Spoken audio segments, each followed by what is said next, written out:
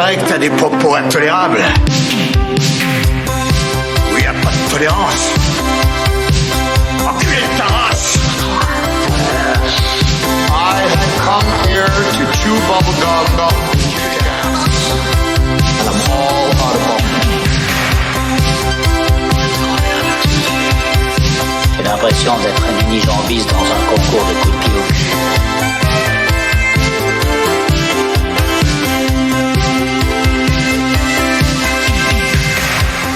Salut à tous, c'est Luc Le Goindec et bienvenue dans Retour vers le Turfu, le podcast de la pop culture passé, présent, futur. Retour vers le Turfu est le podcast traversant différentes époques à la recherche du meilleur long métrage de tous les temps. Chaque mois, un film est tiré au hasard dans la liste qui est composée de suggestions de nos auditrices et auditeurs. Et en plus de décortiquer le long métrage, nous en profitons pour parler de la pop culture, JV, musique, actu, box-office au moment de sa sortie. Aujourd'hui, on va vous parler du film Retour vers le futur de Robert Zemeckis, sorti en France le 30 octobre 85, et avec moi pour causer de la pop culture en France dans cette période, pour cette première partie de l'émission 50, Yuna.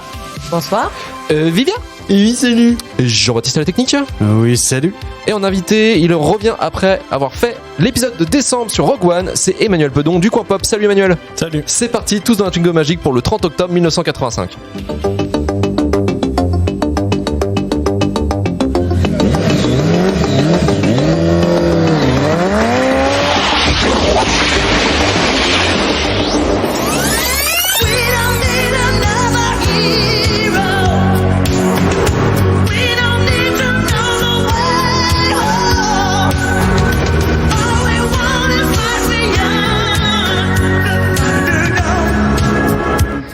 Ils souhaitent garder l'anonymat, habitent Cambrai. Ils ont 3 enfants de 5, 7 et 8 ans. Le mari travaille dans une laiterie de la ville, c'est le seul revenu de la famille. Le logement est vétuste, plutôt austère, avec comme unique chauffage un petit poêle à bois. L'hiver dernier, face au froid qui sévit, Madame P installe un chauffage électrique dans la chambre des enfants. Au printemps, la facture EDF s'en ressent, la famille ne peut payer, les retards s'accumulent jusqu'il y a quelques jours où les P reçoivent un avis de coupure de courant.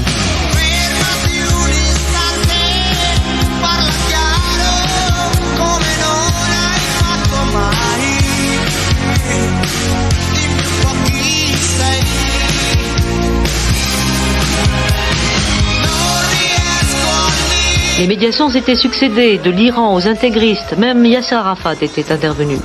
Le départ des ressortissants soviétiques du Liban avait constitué un sérieux avertissement et un revers pour l'allié syrien. Damas, discrédité par l'affaire, ne pouvait que relever le gant en prouvant que la Syrie savait quand elle le voulait comment contrôler le terrain. La libération des 3 soviétiques signifie que les recherches étaient sur le point d'aboutir, les Syriens ayant 7 fois déployé les moyens nécessaires.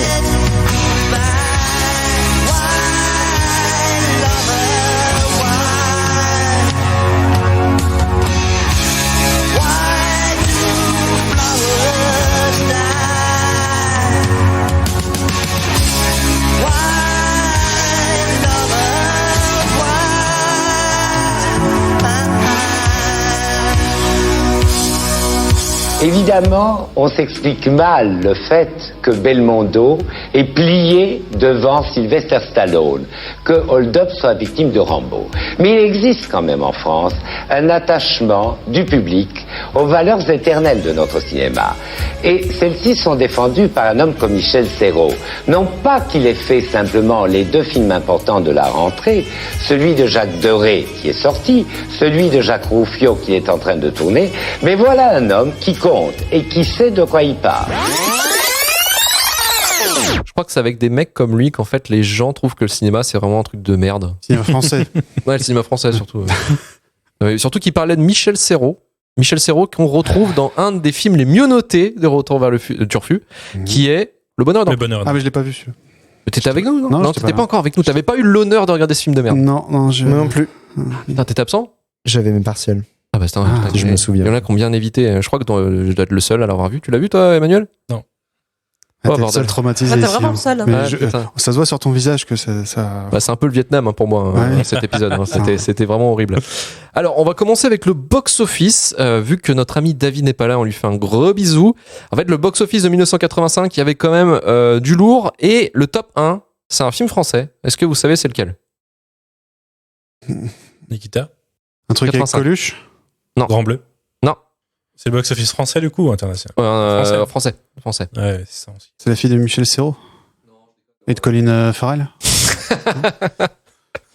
Comment, putain. Colin Powell. Colin Powell. Non, c'était 3 hommes et un couffin. Ah. 3 hommes et un couffin qui avaient tapé quand même le 10 millions d'entrées. Le deuxième, on a 2 fois moins, donc ça veut dire que 10 millions, là, on passe à 5 millions directement pour la deuxième place. Et c'est. Retour vers le futur. Non, un film américain, mais pas Retour vers le futur. Non. Indiana Jones. Non. Breakfast Club. Retour vers le Rambo. Si je te dis. Rambo, ouais. Notre ami Philippe. Rambo. Ouais, mais Rambo, lequel? Rambo 2. Rambo 2, la mission, ouais, effectivement. Et le troisième, c'est les spécialistes de Patrice Lecomte, un autre film français. Retour vers le futur se retrouve lui en 4e place avec 3 457 000 entrées. On a Terminator, qui est 6e avec 3 millions d'entrées. On a Subway de Luc Besson, qui est 7e avec 3 millions d'entrées également. Suivi par Le Flic de Beverly Hills, Prof. Et derrière... Prof. Ouais, Prof, ouais, ton film préféré. Celui-là que tu nous as calé dans la liste, bien entendu. Et en 13e position, on retrouve Mad Max au-delà du Dôme de Tonnerre, qui a fait 2 500 000 entrées. On trouve le James Bond de l'année réalisé par John Glenn avec Roger Moore, qui est Dangereusement Vôtre, qui est à 2 400 000 entrées. Et on a tout en bas, à peu près, tout en bas, ça reste quand même dans le top, hein. On a Dune de David Lynch qui a fait 2 300 000. Quand même. Moins que Prof. Moins que Prof, ouais. Ah oui, je. Et de 3 hommes et un couffin. On avait derrière Witness de Peter Weir avec comment il s'appelle, Harrison Ford. Et en 20e place, celui qui finit le top 20, c'est Recherche Suzanne désespérément. Le point actu de RVLT. Au gros titre de ce 30 octobre 1985, en plein milieu de la guerre d'Afghanistan, pays connu pour être le meilleur terrain de conflit primé par le Festival du Pentagone de 83, 84 et 85, ainsi que primé meilleur terrain pour jouer à cache-cache de 2001 à 2011 par l'amicale des talibans, et bien ce 30 octobre 1985, le dirigeant de l'URSS Mikhail Gorbatchev fait accepter un deal aux États-Unis pour qu'ils arrêtent d'approvisionner en armes et ressources les rebelles djihadistes afghans qui veulent destituer le président Mohamed Najibullah, mis en place et protégé par l'URSS. En échange, les Russes promettent de se retirer progressivement, chose qui va tourner vinaigre assez rapidement puisque le conflit ne se finira que 4 ans plus tard et laissant un pays complètement dévasté. Nouveau chapitre dans l'affaire du petit Grégory, 1 an après les faits, tandis que la progression de l'enquête stagne, la police refait une reconstitution de la scène de disparition de l'enfant suite à des nouveaux témoignages qui remettent en cause la version de la mère Christine Villemain, une reconstitution efficace qui devrait clôturer l'affaire incessamment sous peu. Finissons les gros titres avec du sport, nous célébrons la victoire d'Alain Prost au championnat du monde de Formule 1 85 et qui devient par extension le premier français à obtenir ce titre. Nous sommes sur le service public. Quelle indignité. Est-ce que vous saviez qu'il y aurait pu avoir un conflit armé entre les États-Unis et l'Italie amorcé en ce mois d'octobre 85 ? À votre avis, pour quelle raison ? Je sais pas, c'est parce que les États-Unis ont revendiqué la création de la pizza et non ? Je sais pas. Ça aurait pu tourner comme ça, effectivement. La pizza hawaïenne. Non, oui, non. C'est à cause d'un incident quelconque Un incident quelconque, quoi, effectivement. Diplomatique, effectivement. Ces deux pays ont failli se tirer la gueule pour le sort de 4 terroristes. Le 7 et 8 octobre 1985, un navire de croisière italien est détourné par 4 terroristes palestiniens avec à son bord 331 membres d'équipage et 750 passagers. Le groupe avait pour but d'aller s'amarrer dans une base nautique de l'armée israélienne et de tout faire péter, sauf que l'équipage du bateau réussit discretos à donner l'alerte et oblige les terroristes à changer leur plan. Ils décident de jouer la carte du prétexte pour négocier avec l'Occident, afin de libérer 50 collègues terroristes enfermés un peu partout dans le monde. En échange, ils libèrent les otages et souhaitent partir libres. Le pays en charge de la négociation, c'est l'Italie qui s'y colle du fait que plus de la moitié des otages sont italiens. Et autant vous dire qu'ils sont tellement à chier en négociation que les terroristes ont décidé de tuer un otage par heure après leur appel. Ils mettent leur plan en exécution en abattant un seul otage. Mais quel otage ? Un otage juif, mais surtout de nationalité américaine. Excellent move de la part de ce groupe, permettez-moi de les appeler désormais les tricards. Alors bravo aux tricards car ils ont réussi premièrement à foirer leur plan d'origine, mais en plus d'ajouter un peu de piment au besoin en mettant en colère le président des États-Unis, Ronald Reagan, qui promet de buter les tricards et de récupérer les otages sains et saufs en 60 minutes, douche comprise. À première vue, pas besoin d'être un spécialiste en stratégie pour capter que ça va très mal se passer pour les tricards, mais il se passe ce qu'on appelle dans le cinéma un Deus Ex Machina, ou dans la vraie vie une énorme chance de cocu. En effet, le président italien Bettino Craxi décide de relaxer les terroristes et les extrader dans le pays de leur choix s'ils abandonnent le bateau et laissent les otages en vie. Ils vont accepter, partir en avion vers l'Italie, mais ils vont être contraints de se poser sur une base américaine à Sigonella en Italie, sous contrainte du président Reagan. Bettino Craxi, saoulé par le comportement cavalier de Reagan, décide d'envoyer une troupe italienne sur le tarmac de la base, extrader les tricards en prums. Reagan, lui, envoie une unité de la Delta Force également sur le tarmac qui va mettre en joue les soldats italiens. Il y avait forcément Chuck Norris. Dedans, oui, forcément. Craxi, lui, décide de surenchérir en envoyant encore des militaires et 2 chars qui vont mettre en joue l'unité américaine. 2 heures d'impasse mexicaine plus tard. C'est ce que j'allais dire, putain, la passe mexicaine du Turc. 2 heures d'impasse mexicaine plus tard, Reagan décide de laisser les tricards à l'Italie et se retire du tarmac. Belle journée pour les tricards qui pourront avoir une immunité diplomatique par l'Italie pendant longtemps. Non, je déconne, ça a duré 2 semaines et ils ont tous été finalement arrêtés et maintenant ils sont soit morts, soit au djihad. Super. Chouette. Et pendant ce temps-là, à Nantes... À Nantes, c'est la grosse folie. Sur la bande FM débarque la radio la plus grunge de Tiercar. La radio qui démonte tout. Je viens sur parler de France Bleu Loire-Océan, anciennement Radio France Loire-Océan. Cette radio mythique située sur les quais François Mitterrand à Nantes vous propose depuis 1985 des programmes de qualité de 6h à 19h et c'est diffusé, attention, sur Châteaubriand, Guéméné, Penfao, La Roche-sur-Yon, Nantes, Saint-Nazaire, Angers et même l'île de Noirmoutier. Incroyable. Il y a même Noirmoutier, quoi. Et même Noirmoutier, Noirmoutier, attention, putain. ça déconne pas. Bon, sinon, c'est quoi votre radio préférée à Nantes ou enfin, nantaise, surtout. Radio nantaise préférée? Ouais, Il y a enfin, radio ça. de la région. Ah, il y a Prune, qui est pas mal. Prune, c'est quoi? C'est la première radio universitaire de Nantes. Oui, mais ça diffuse pas. C'est marrant. Ça diffuse plein de trucs un peu Universitaire. éclectiques, quoi. C'est l'éclectique. C'est éclectique. C'est l'éclectisme. C'est très bien. Ouais. Yuna. Son. Sun, ouais, qui est pareil, une musique Ah, il y a Sun qui est pas mal. éclectique. Éclectique. Ouais. Pareil. Manuel. J'écoute pas trop de radio, mais je dirais Sun entre les deux déjà. Ouais. Et Vivien. Même pas Alouette. C'est pas nantais, Alouette. Ouais, c'est C'est l'Ouest.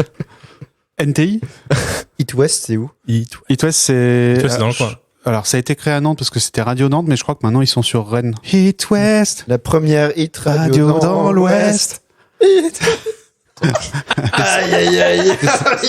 C'était ça le jingle? Ouais, c'est Ouais, ça. c'était ça. Ils ont pas le droit de dire la première radio parce que c'était pas la Mais première c'est dire radio quoi, dans Hit l'Ouest. Radio? Ça veut rien dire. Du coup, Radio qui diffuse que des hits. si tu dis Hit Radio, du coup, t'as le droit de le Ils dire. cherchent pas, tu vois, ils diffusent littéralement que des Parce que c'est la seule Hit Radio. Ils sont forcément la première Hit Radio. Pas mal. Habile. Et ouais. Come on, show me. Mohamed Merah, c'est la faute des jeux vidéo. Breivik et des attentats en Norvège, c'est la faute des jeux vidéo. Il faut le savoir. Voilà. En dessins animés japonais qui sont exécrables, qui sont terribles. Ce que tu dis n'a aucun sens. Squadra, nous sommes partis. Incroyable du cul. Donc, c'est un plaisir de vous retrouver après ce déconfinement pour cet épisode spécial. Fantastique. D'ailleurs, il est tellement spécial et tellement fantastique que je n'ai absolument rien trouvé sur internet pour ma chronique. C'est génial. Peu En importe. 1985, t'as rien trouvé. Ah bah, peu importe dans quoi je tapais. Bah si, il y a quand même. En jeu vidéo. Dans quoi je tapais, ouais. En jeu vidéo, je suis mauvaise langue, il y avait des trucs. Commençons donc d'abord par les jeux vidéo avec un chef-d'œuvre absolu. Puisque je parle d'une œuvre littéraire d'abord, C'est moins salace d'un coup. qui a été interprétée des millions de fois, qui a eu le droit à sa trilogie de films, qui passe en ce moment même sur TF1. Ah. Je parle de Lord of the Rings, la parodie du Seigneur des Anneaux. Lord of the Ringard en VF, qui a eu le droit à un jeu vidéo. Sérieux? Oui, monsieur. oui, monsieur. Donc, le nom est très parlant, hein, c'est bien ce que c'est une parodie du Seigneur des Anneaux, dans lequel Fripon, Spam, Mirpi et Pimpline s'en vont balancer un anneau doré appartenant à un dénommé Salcon dans un volcan se situant au Dormor. Incroyable. Sachant que les Français ont été quand même vachement plus vénères que les Anglais, parce que à la base, le bouquin anglais, c'est juste les mêmes noms à une lettre près, donc ça peut être Fordo, Spam, etc. Mais en français, ils y sont allés, genre ils l'ont appelé Fripon, Fredon. Sauron, du coup, ils l'ont appelé Salcon, et c'est que des. Ouais, ils sont allés loin. Ouais. Ils se sont vraiment donné à cœur joie. Et donc, on a le droit à un petit jeu, donc sorti sur ZX Spectrum, notre ordinateur personnel. Et donc, globalement. Petit. Oui, bah petit pour l'époque. Quoi. Globalement, c'était un jeu en texte où t'avais des pavés de texte et il fallait rentrer une action derrière, donc soit une direction dans laquelle je te déplaçais. Jeu d'aventure textuel. Exactement, avec quelques petits dessins rendus propres à l'époque. Très coloré et très moche. Il faut le dire. Non, c'est en avance de son temps. Et d'ailleurs, c'est tellement en avance de son temps qu'il pouvait pas s'empêcher de le mettre partout. Parce que j'ai regardé un petit let's play, c'était marrant. Ça a duré 20 minutes. Mais parce que le mec il savait tout, il savait les secrets et tous les passages secrets. Et globalement, il y a des passages où en fait, si tu veux, à chaque fois que tu fais une action, ça recharge le dessin. Le dessin met très longtemps à se dessiner, tu vois. Genre il fait trait par trait. Quand il dessine une forêt, il va faire les 15 arbres, puis l'herbe, puis le ciel. Tu fais une action, tu bouges pas de la forêt, il fait ton action, il t'explique le résultat et il te redessine la forêt. Comme ça 5 ou 6 fois de suite, tu dois attendre à chaque fois que la forêt se dessine. C'est très sympa, hein. C'était très intéressant. Ça doit être très bien codé cette histoire. Mais c'est un mec qui a fait d'autres jeux après avec son studio, je sais plus trop ce que c'est, enfin bref. Les mecs sur YouTube étaient fans, ils étaient là, putain c'était trop bien ce jeu, j'ai jamais compris. C'est juste plein de blagues, hein, des easter eggs à la con. On croise des gremlins par exemple à un moment en train de défoncer un bar. Voilà, ça devait probablement être très très drôle à son époque. Genre les droits ils s'en battaient les couilles quoi. Ah ouais non mais clairement, bah en même temps c'était pas... Ah oui, le Balrog, il a écrit IBM sur son torse. Ça c'est une blague de Mathieu. C'est une blague de dev, c'est blague de développeur. Oui c'est ça. On avait des trucs sympas. Vous m'en rêvez. Sorti de la Master System. Sorti de la Master System en octobre. De cette année. Donc moi-même. Incroyable. Ouais. Donc pensé et créé donc par Sega. Pensé et créé pour concurrencer son rival de l'époque Nintendo avec leur NES. La Master System ne connut néanmoins pas le succès prévu à cause d'une sortie tardive et faible choix de jeux vidéo par rapport à sa concurrence. C'était stylé en seconde main une petite Master. Ouais, bah il y a quand même des grands jeux, des jeux considérés comme des classiques encore aujourd'hui, genre Shinobi ou Alex Kidd, qui sont quand même des jeux. Alex Kidd qui était la mascotte. Hein. C'était Alex Kidd la mascotte ? C'était la mascotte de Sega, de la Master System, mais avant charismatique charismatique comme pas deux quoi. Le mec avec des grandes oreilles et des cheveux dégueulasses. Voilà. Donc on peut dire que c'est pas une grosse mascotte par rapport au pilier du jeu vidéo qui sortait cette même année. Je parle bien entendu de Super Mario Bros. Qui sortait au Japon le 13 septembre. Il est sorti qu'en 85 ? Ouais. Je pensais que c'était beaucoup plus J'aurais vieux. dit plus vieux aussi. Mais... Non. En 85, publication d'une technique très utilisée qui a révolutionné le monde de la biologie moléculaire. La technique de PCR. Pour ceux qui ne savent pas ce que c'est, toute la table ne sait pas ce que c'est. Alors c'est une technique qui, pour vous dire, actuellement elle est encore utilisée. Elle est utilisée tout le temps en fait dans plein de laboratoires. Elle est utilisée pour les tests de détection du Covid-19 par exemple. D'accord. C'est très souvent utilisé soit pour le test découverte de maladies, soit pour sur les enquêtes criminelles. En gros, ça permet avec une séquence ADN qu'on connaît de la démultiplier. Donc en fait, on l'a reproduit plein de fois, ce qui permet qu'on a une plus grosse quantité et donc on peut la tester différemment et on peut mettre en évidence des choses qu'on n'est pas capable d'observer parce qu'il n'y a pas assez d'ADN. Ok. Donc voilà. Donc c'est globalement ce à quoi ça sert. Ça a été inventé en 85. Grâce à de nombreuses découvertes au fur et à mesure des années, ça a été amélioré. C'est une technique qui est fiable, efficace et très facile à automatiser. Donc utilisée dans globalement tous les laboratoires de biologie moléculaire, donc quand on a besoin de multiplier de l'ADN. Voilà. Super. Revenons sur un sujet qui passionne JB. Merde. L'aérospatiale. Je vous l'ai parlé donc dans le dernier épisode de la fusée Ariane avec son premier décollage en 79. Et bien en 85, on a le droit au lancement de la première sonde de l'ESA, donc le European Space Agency.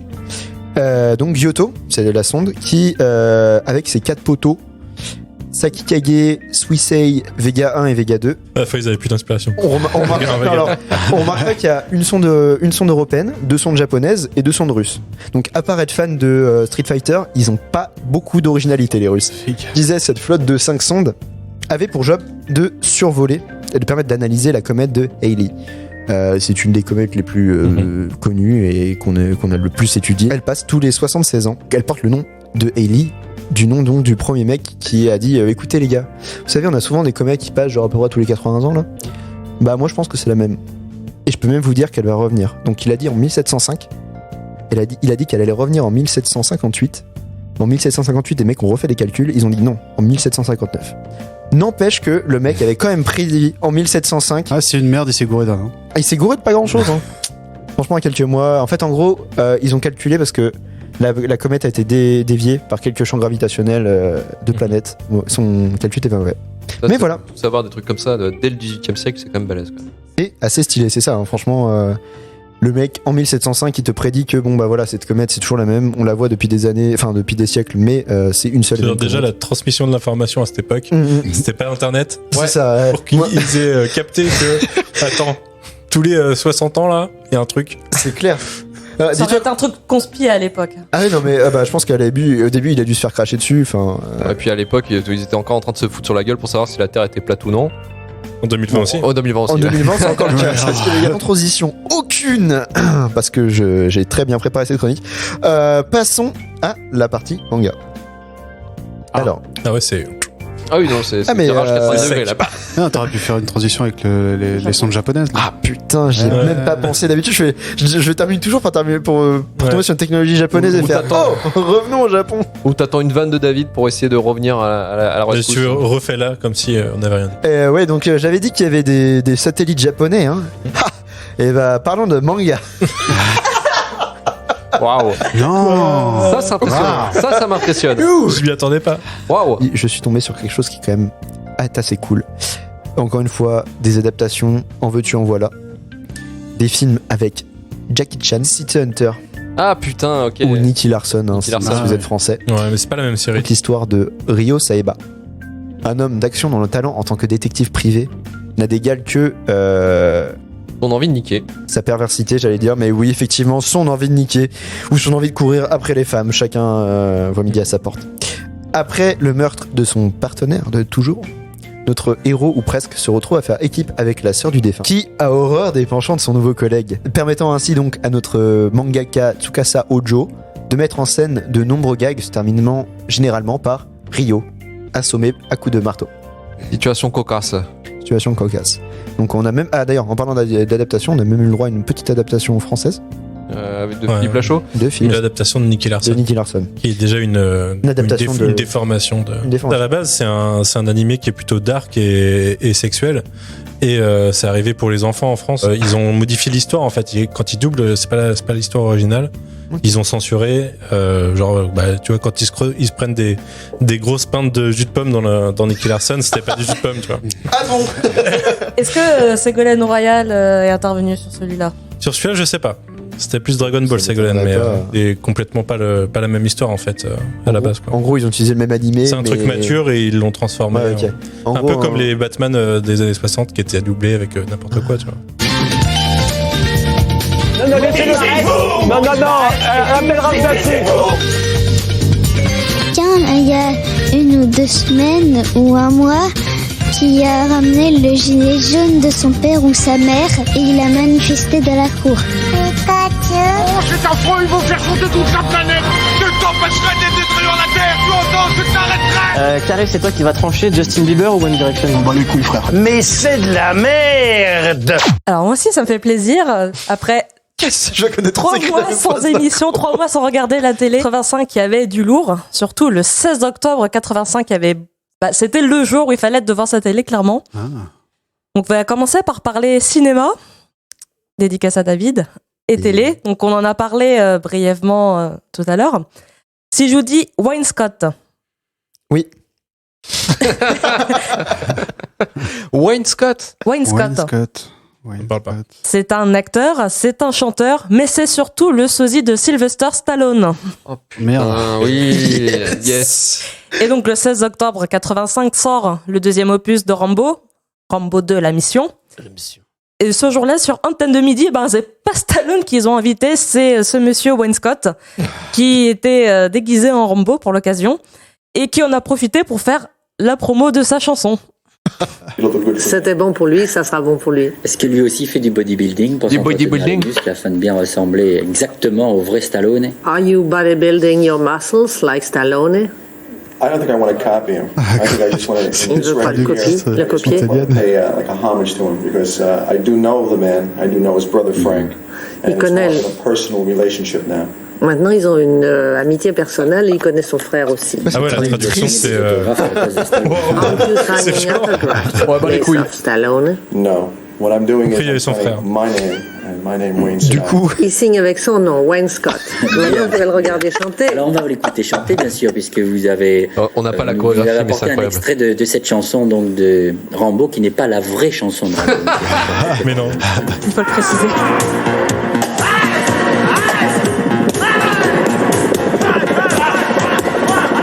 Vous imaginez qu'il y a des figurants à ce moment-là. Qui interviennent. Taper des figurants.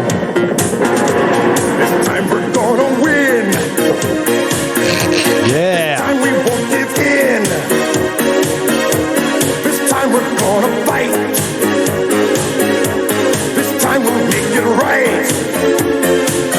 testostérone dans cette musique.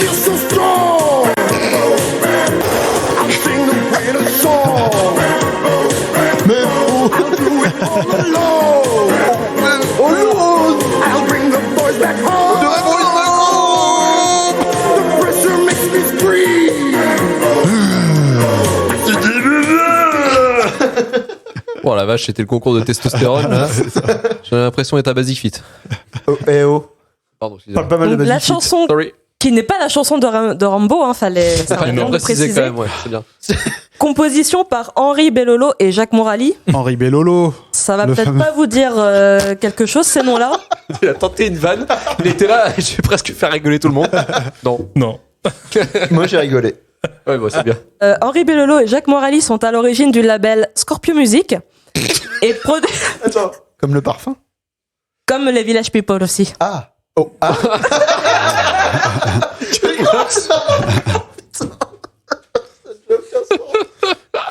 Comme le parfum. Ouais, comme le Village People. Camoulox. On a Rambo qui chante sous le même label que Village People, putain. Le mec qui est à la tête de ce label, il a tout compris. Une sorte de génie. Est-ce que tu es arrivé, Youla? Et je vous ai pas dit qui était le journaliste de cette émission. Voilà. Alors, indice dans les commentaires YouTube de cette vidéo qui dit le sosie de Rambo avec le sosie d'un écolo. Mythique ma était mère. Voilà. Non, Noël Mamère, c'était le monsieur qui intervenait juste avant. Oh non. Qui menait l'interview. Noël ma mère. Noël ma mère. Noël, ma mère, qui interviewait le fou Rambo, qui me chantait une chanson produite par le mec qui faisait les Village People. Sous le nom d'un label qui porte le nom d'une marque de parfum que tu trouves des coffrets à 20 balles à Leclerc. Camembert jaune.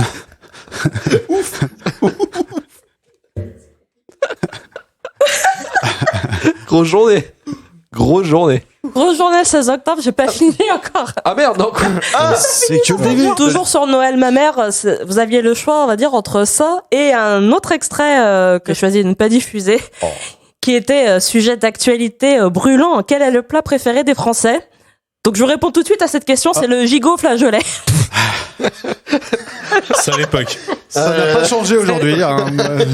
Un bon gigot. Bon gigot flageolet. mon gars. Et il y avait une interview, entre autres, de Claude Chabrol qui expliquait qu'en fait, il n'invitait pas les gens à manger chez lui parce que c'était sa femme qui faisait la cuisine et qui voulait garder ses plats pour lui. Oh là là là là là là là là. C'est quoi ce bordel? Grosse journée le 16 octobre. Grosse journée. Hein. Et on dit que le monde a dévié depuis. Il y a quand même des boomers pour nous dire non mais c'était mieux avant. Oui. Alors, quelque chose qui n'a pas changé également le 16 octobre, toujours sur la même chaîne d'Antenne 2, il y avait l'heure de vérité avec comme invité Jean-Marie Le Pen. Ça n'a pas changé. Ça a changé de génération. Donc, je vais vous épargner les extraits. Voilà, c'est les mêmes. C'est quand même une belle ambiance chez Antenne 2 quand même. Ça s'amuse bien. Et c'était ambiance encore plus parce que aujourd'hui, bon, il y a Marine Le Pen qui intervient à la télé, mais là, à l'époque, quand Jean-Marie Le Pen intervenait, il y avait des attentats. Il y avait le groupe Action Directe qui avait fait en opposition forcément à cette intervention de Jean-Marie Le Pen, commis un double attentat visant et les studios d'Antenne 2 et la maison de la radio. Ok. Mais ça, c'est de la résistance, c'est pas du terrorisme. On va peut-être se faire striker là-dessus. C'est pas ce qu'a dit Noël ma mère, je suis désolée. Si Noël ma mère l'a dit, c'est que c'est vrai. Revenons sur le cinéma. Il y a un film qui est sorti également, film français qui est sorti le 9 octobre 85, qui est Le mariage du siècle. Un film avec Anémone et Thierry Lhermitte. C'est plus une séquence type Les enfants de la télé, où il y a eu les deux acteurs principaux, donc Thierry Lhermitte. Qui était bourré. Voilà. Ouais, je m'en souviens. Thierry Lhermitte et Anémone sont intervenus à Mardi Cinéma. Complètement déchiré. Le roi, c'est Michel Aumont. Ah, il est formidable. Et sa fille, c'est vous. Ouais. Et alors, qu'est-ce que c'est que cette jeune femme? Elle est naïve, elle est... Je ne comprends pas pourquoi ils sourit comme ça. On dirait ma grand-mère. Un peu de silence. C'est une princesse. Très distinguée, princesse. C'est une princesse? Je les emmerde. Et voilà. Et cette princesse voit arriver dans sa vie un playboy. Oh, fous-nous la paix, merde. Alors Thierry, qu'est-ce que c'est ce playboy? C'est un playboy qui a...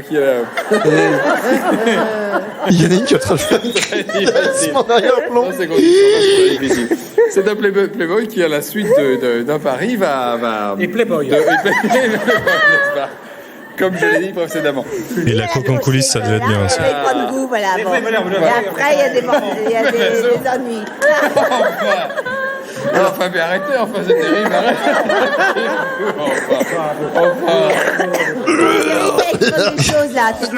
Alors écoutez-moi. Je lance des confettis chaque fois que Michel Serrault m'interrompt. Ce playboy intervient donc dans l'existence de cette princesse, dans cette cour, et ils vont en arriver à s'épouser. Nous allons regarder la répétition du mariage, car tout doit se passer dans la convention bien établie. Le mec essaie de reprendre son émission quand même. Hein. C'était Pierre Tchernia. C'est Pierre Tchernia qui garde son calme. Franchement. Par contre, la voix de la... Alors, je sais pas si ça va être très audible dans le brouhaha, mais Thierry Lhermitte, il dit clairement qu'il la tronche. Hein. Ah bon? Oui. Ah oui. Et il a dit dans Donc il y avait vraiment une personne en train de mourir étouffée en arrière-plan ou Il y a eu 3 morts.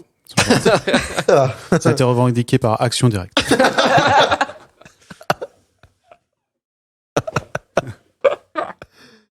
On va un peu changer de date, on va passer au 14 octobre. Une série télé est diffusée pour la première fois en France. Un résumé simple, clair, rapide. Autour, en voici les principaux personnages. Avec tout d'abord Cruz Castillo, ce policier hors du commun va enfin épouser Eden Capwell, l'amour de sa vie. Elle veut bien faire. Dallas. On va se marier dans 2 semaines. Comment est-ce que tu fais pour toujours savoir ce que j'attends de toi? Mais ce bonheur est menacé par le drame que vit son père, Channing Capwell. Channing découvre que Sophia, sa femme, le trompe. Sophia se console auprès de TJ parce qu'elle sait que Channing a une liaison avec Pamela. C'est le même genre. Rappelle-toi que c'est toi qui m'as laissé tomber, ne l'oublie surtout pas. Santa Barbara. L'ex-femme de Channing refuse de renoncer à son ancien époux. Si Yuna de nous mettre ce genre d'extrait-là, c'est passionnant. C'était un résumé d'entre 2 saisons ça m'étonne pas. qui résumait les 3 saisons d'avant, je pense. Santa Barbara. Je me sens grandi. Écoute, je suis content pour toi. Et il y avait les inconnus qui avaient fait Sate Barbara. Sate Barbara, oui. Donc, mais du coup, est-ce que c'est arrivé en France à la première saison ou est-ce que c'est arrivé pendant la la dernière saison US? Je sais pas. Alors, parce qu'il y a des séries comme ça qui sont arrivées, elles existaient depuis 15 ans déjà. En fait, comparativement aux Feux de l'amour, par exemple, les Feux de l'amour existent depuis 1973 ou 76. Par contre, ça a été diffusé en France que depuis 89. Là, il y avait que un an ou 2 d'écart entre la première diffusion aux États-Unis et Ça va, cool. un des premiers soap opéras diffusés en France, ou Roman Savon pour nos amis québécois. Roman Savon. Donc c'était des feuilletons radio diffusés en semaine sur des heures où les femmes au foyer pouvaient être disponibles. Enfin, disponibles à l'écoute pendant les tâches ménagères. Hein, Voilà. Pendant qu'il repassait le linge, et soap opéra vient du fait que c'était sponsorisé à l'époque par des fabricants de savon. Ça on les connaît. Santa Barbara, c'est 2137 épisodes, 1288 qui ont été doublés en français. Oh là là. Donc de 85 jusqu'à 92. Alors, initialement diffusé en demi-épisodes de 20 minutes, au lieu de faire des épisodes de 40. Puis après, au format 45 minutes jusqu'à octobre 92. Et après, on revient sur des demi-épisodes de 20 minutes. Alors, c'est aussi compliqué que les intrigues. Et pourquoi ils ont fait ça? Pour faire garder plus longtemps sur la grille horaire, je pense. Là, le début de la fin sur Santa Barbara, ça va décoiffer. Ah bah, ça va décoiffer, mon pote. Hein. Quelle chance inouïe. Ah bah, c'est le métier. Hein. C'est rien à côté des Feux de l'amour. Je me souviens que en 2007, quand il y a eu la grève des scénaristes, il y a la série le soap opéra le plus long du monde qui s'est arrêté, avait été diffusé en continu depuis 1957, je crois, un truc comme ça. Et j'avais fait le calcul pour regarder tous les épisodes sans s'arrêter, sans dormir, quoi. Il fallait 1 an et 2 mois, je crois, un truc comme ça. Ouais. Bah, je crois que les Feux de l'amour. Excusez-moi, je vais mettre au chômage. Ouais, ça doit être dans ce genre-là. Ouais. Effectivement, si je résume brièvement, là, au moins la première saison de Santa Barbara, on a une histoire d'un monsieur qui s'appelle Joe qui sort de prison pour le meurtre de son beau-frère et de sa belle-mère. Ça sonne comme une mauvaise blague. Du coup, il va passer toute la saison à essayer de prouver son innocence. Et en fin de compte, c'est être complètement alambiqué. La mère, finalement, elle est encore en vie et celle qui a tué par accident son beau-frère ou sa belle-sœur, je sais déjà plus. Ça ressemble beaucoup à la saga de l'été, dont j'avais parlé l'épisode d'avant. Voilà, c'est des histoires assez alambiquées avec la caution artistique. Non, pas artistique, où il y a l'épisode prolo qui s'appelle Cruz, qui est le policier en fait qui se finit par se mettre en couple. Un amour un peu interdit avec le clan Caldwell qui est le prolo qui va un petit peu le côté Roméo et Juliette du truc. Oui, voilà. Ouais. Le prolo, il s'appelle Cruz. Il s'appelle Cruz. Bah oui, il est Cruz. Parce qu'il est mexicain. Non, parce que Cruz, c'est pour les étudiants. Ouais. C'est comme si c'était appelé CAF ou ou NPE. APL. APL. L'agent APL. RSA.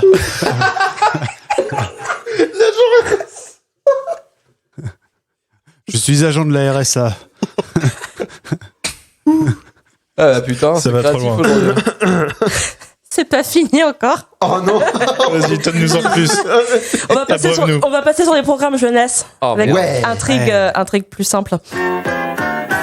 Alors c'est pas le meilleur générique des Bisounours. C'est celui d'origine. Ouais, mais je m'en fous. J'aime pas celui-là.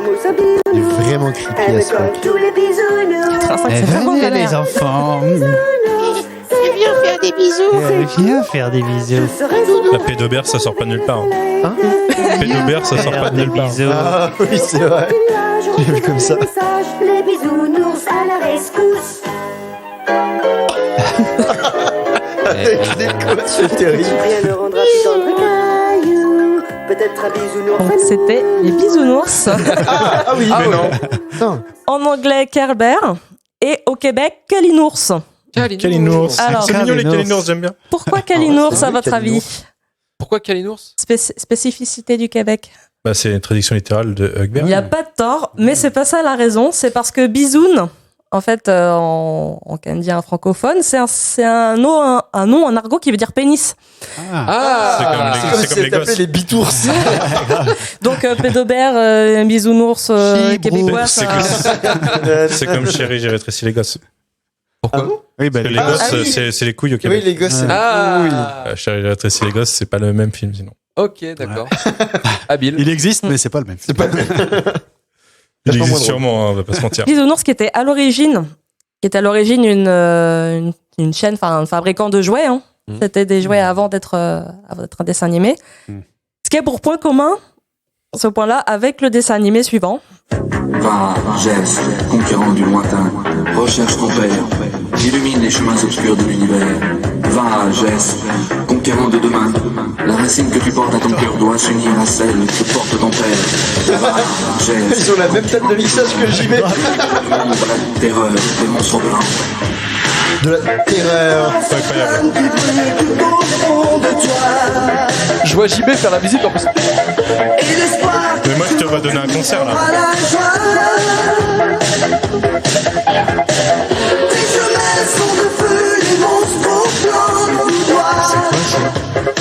Donc c'est Jace et les Conquérants de Lumière. C'est un dessin animé qui a été commandé, on peut dire, par la marque Mattel, qui avait aux États-Unis les Wild Warriors. C'est un dessin animé qui était censé faire la promotion de ses jouets. Donc c'est un dessin animé qui a bien cartonné en France à l'époque, moins aux États-Unis par rapport aux objectifs de Mattel. Ça n'a pas pu se poursuivre au-delà de 65 épisodes. Donc c'est pas mal quand même. Pour un truc aussi pété, ouais, je trouve que c'est quand même une belle performance. Alors la voix off du début, c'est Jean Chalopin.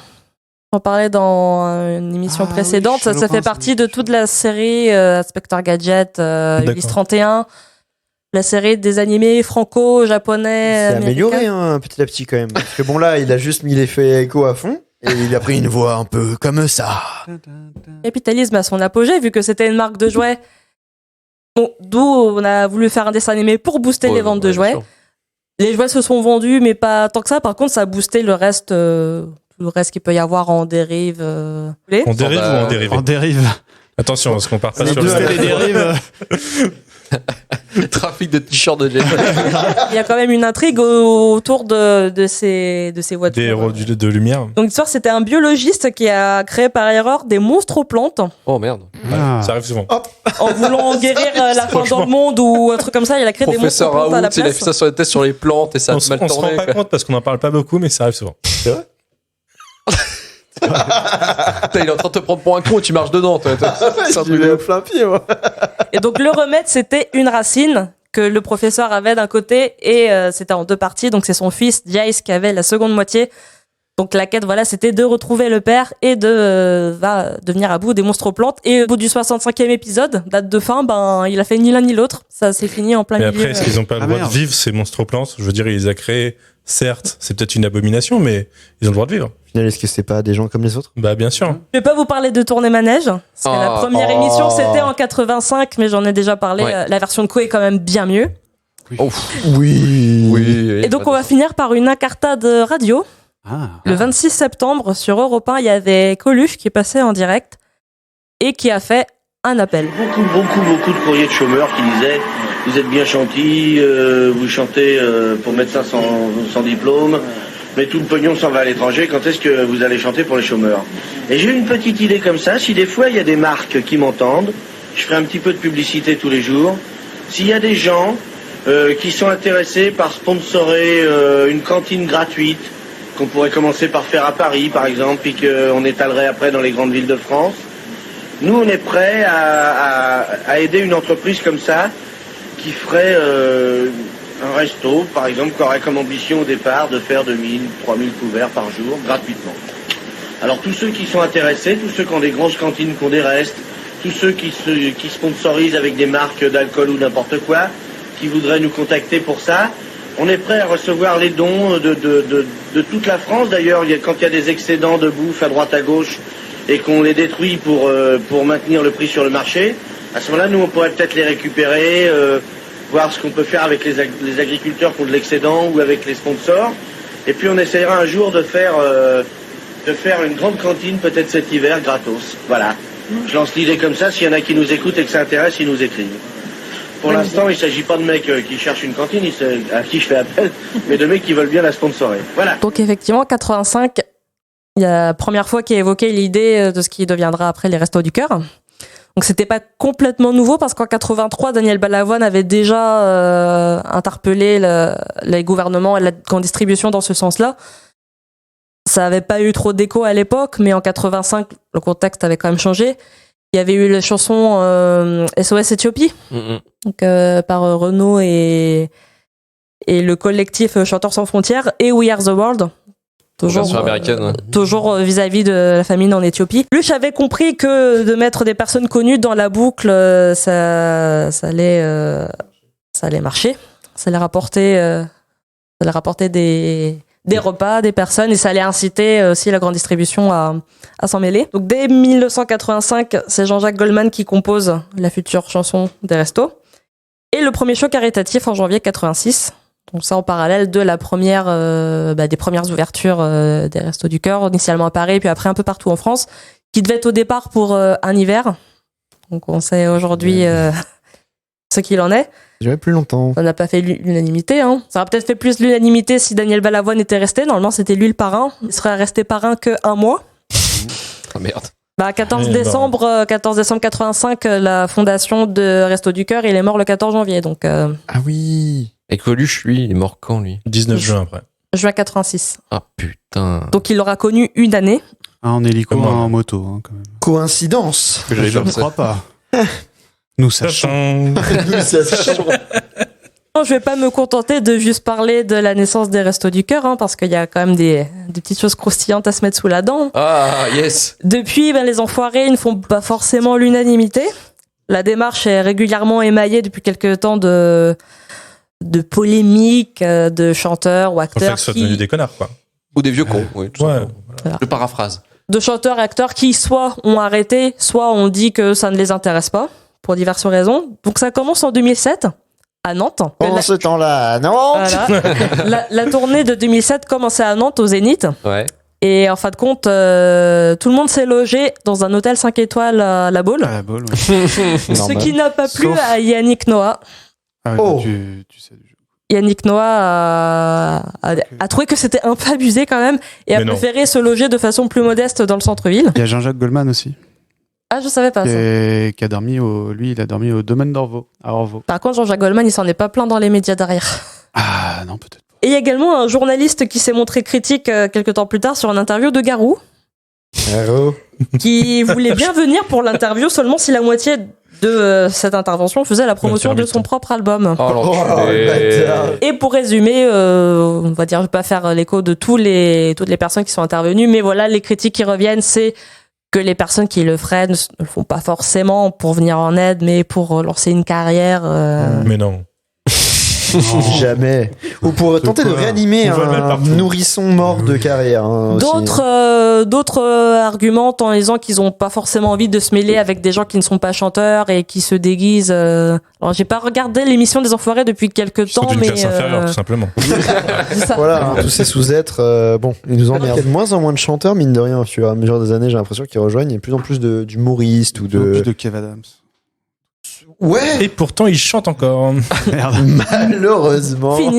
Pour finir sur cette partie, et pour finir ma chronique, je finirai par cette réplique de la série Bloqué. Il dit: tu sais quoi, j'achète toutes mes places, le spectacle des Enfoirés et j'y vais pas. Comme ça, à la fois les Restos du Cœur, ils ont de l'argent et personne n'est obligé d'écouter les concerts. Ça fait de bonnes actions.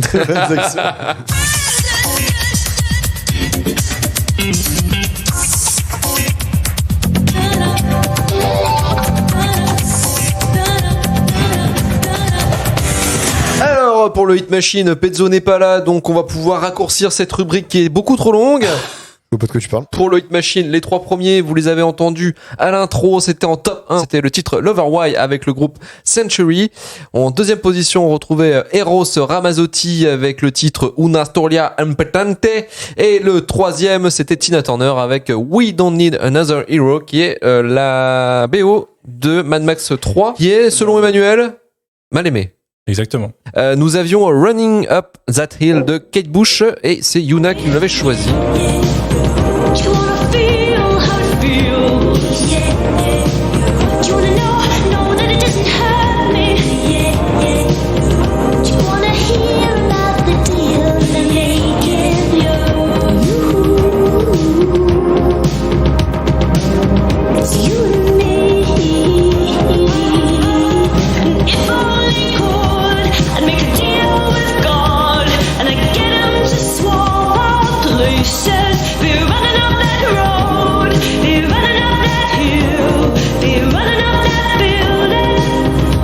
Yuna, pourquoi tu as choisi ce titre ? Parce que j'aime bien cette chanson.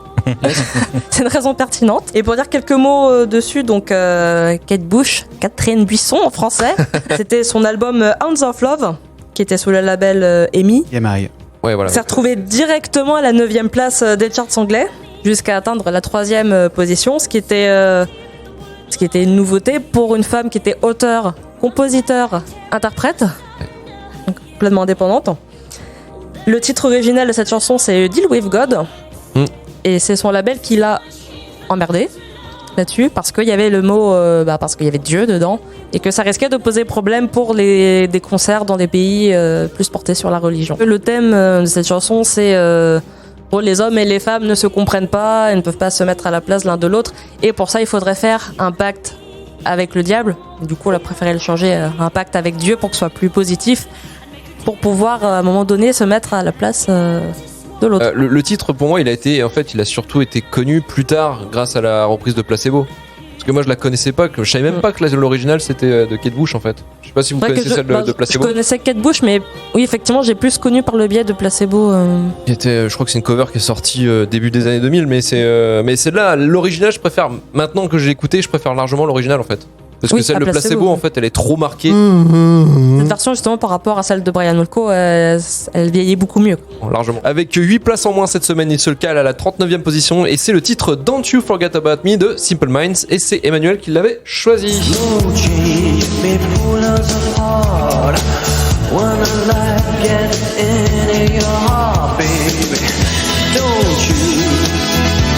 forget about me.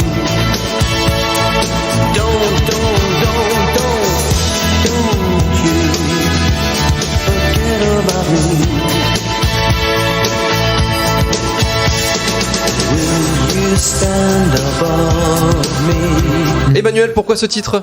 Eh ben parce que The Breakfast Club, qui est un autre film de 85 sorti début d'année, qui est un classique de John Hughes, qui est un film adolescent. C'est un des plus gros teen movies ever dans la culture des teen movies. Et c'est une chanson c'est une chanson de commande en fait, qui a été commandée pour le film. D'accord, ça je savais pas du tout. Et je sais plus qui devait la faire à la base, mais enfin il y a eu plusieurs refus et Simple Minds a accepté de la faire. Et elle a dû se classer au numéro 1 aux États-Unis, c'est sûr, et dans quelques autres pays. Et je crois que la France est le pays dans lequel elle s'est moins bien classée de tous les billboards de l'année. Je pense qu'aussi le film n'a pas vraiment cartonné non plus en France. C'est pas un non, truc. C'est un truc générationnel, mais aussi très américain, ouais. En 23e position, nous retrouvons Everybody Wants to Rule the World de Tears for Fears, et c'est Vivien qui l'avait choisi. Yes.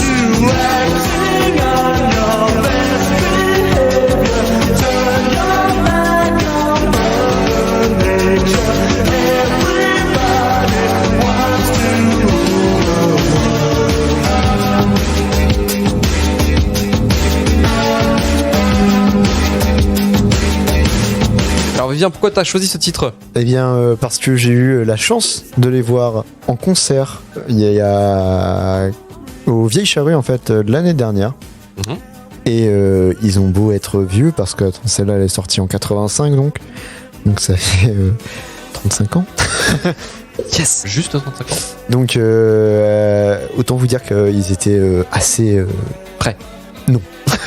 Il y avait du playback tout le long quasiment. Mais par contre sur Shout et Everybody Wants to Rule the World justement, le chanteur était pas du tout en playback, ça s'entendait, c'était dingue la voix qu'il avait encore.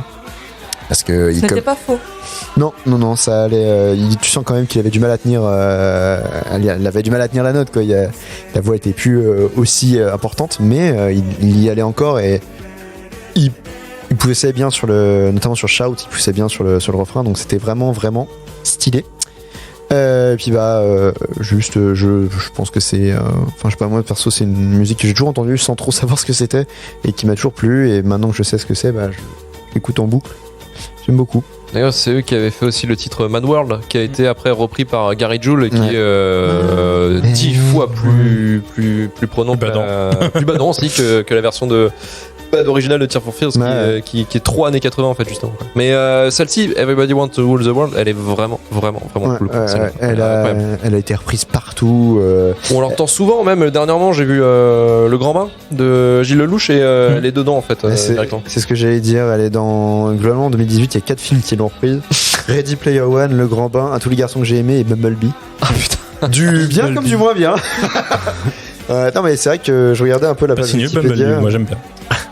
Je vous laisse deviner qu'est-ce que je disais qu'est-ce que je désignais comme bien et comme moins bien. Alors que Ready Player One, c'est de la merde. On est tous d'accord pour dire que c'était pas très bien. Je suis pas d'accord. Et du coup, il était aussi dans le Breakfast Club. On sort à la pause.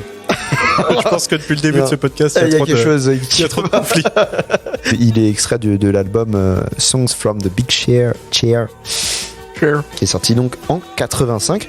Avec cet album qui s'est écoulé à près de 12 millions d'exemplaires à travers le monde, tous supports et rééditions confondus. Il est resté à la première place du Billboard 200 pendant 5 semaines.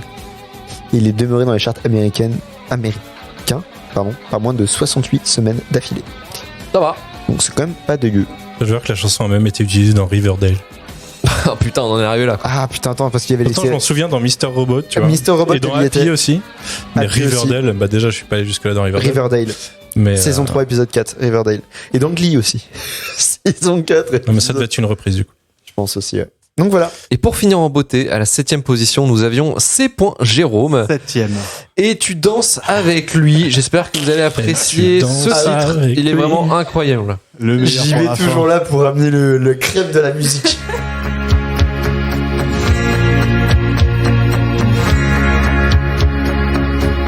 Tu n'as jamais dansé aussi bien que ce soir. Je regarde briller tes cheveux blonds dans le noir. Tu n'as jamais souri si tendrement, je crois. Tu es la plus jolie. Tu ne me regardes pas.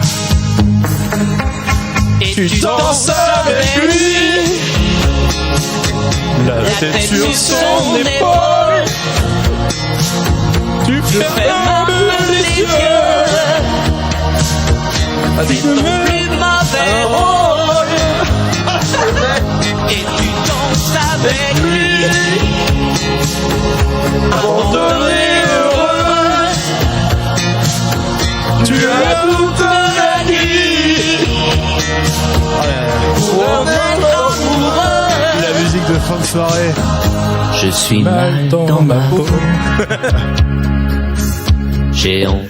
Ouais, c'est bon. Parti. Bon alors JB, pourquoi ce putain de titre?